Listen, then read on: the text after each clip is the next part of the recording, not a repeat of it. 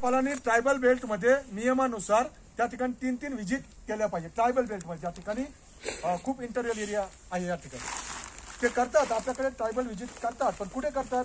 आमचा नेता असं गाव दाखवतो की तिथं सर्व सुविधा असतात। आणि म्हणून मागच्या वेळेस ज्यावेळेस या ठिकाणी राज्यपाल येणार होते त्यावेळेस आम्ही त्यांना सांगितलं होतं की आम्हाला हे नको, आमची ट्रायबल कमिटी त्यांना पण आम्ही सांगितलं होतं। मागच्या वेळेस ट्रायबल कमिटी अचानक बदलायला लावली त्यांनी, तिकडनं रिपोर्ट तिकडनं आला, त्यांचा प्रोग्राम आला की ही ट्रायबल कमिटी आज या आश्रम शाळेत जाणार, उद्या त्या शाळेत जाणार, परवा त्या गावाला जाणार।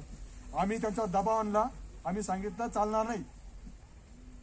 या नेत्यांनी दाखवले, आमच्याच नेत्यांनी दाखवलेले हे गावं चालणार नाही, तुम्हाला बदला लागतील। आणि त्या ट्रायबल कमिटीमध्ये असे काही माणसं होते, राजू तोडसो आमच्यासारखे वेगळे मागच्या कमिटीचा विषय हा, चांगले माणसं होते ज्यांना आमचं पटलं होतं आणि त्यांनी डायरेक्टली त्या ट्रायबल कमिटीचा दौराच बदलून टाकला। आणि मग वास्तव काय आहे, हे वास्तव पुन्हा समोर आलं। पण मित्रांनो, आपण या लोकांच्या समोर किती वास्तव आणलं तरी ते आपल्याला नाही मिळून देऊ शकत नाही। यासाठी युवांनीच जागृत झालं पाहिजे आणि युवाच आपण हे सर्व करू शकतो।